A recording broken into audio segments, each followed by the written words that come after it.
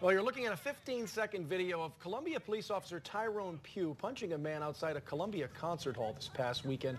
All that after a fight there early Sunday morning. Now, Pugh has been suspended without pay while SLED and the Columbia Police Department look at exactly what happened that night. Those 15 seconds, though, only tell part of the story here. Well, there are still questions about what happened before the camera started rolling and what happened after. In the wake of several high-profile incidents involving police around the country, many have said the only way to tell the whole story is by giving every officer a body camera. Our Leah Holloway joins us live in the studio now with more.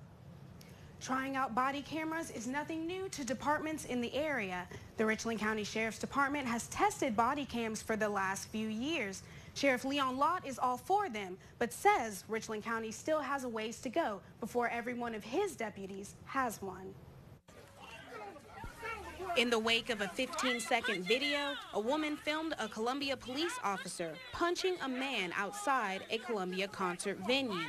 The subject of body cams for officers is again front and center. Eventually, one day, probably everybody will have one.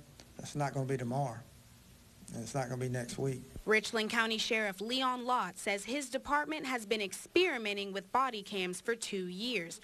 After last fall's unrest in Ferguson, Missouri and New York City, many departments have been working towards equipping officers with cameras. In Richland County, the cost of the technology is what's slowing Sheriff Lott from equipping all of his deputies with them. If the state or the federal government fully funded, I'd go get every one of them today.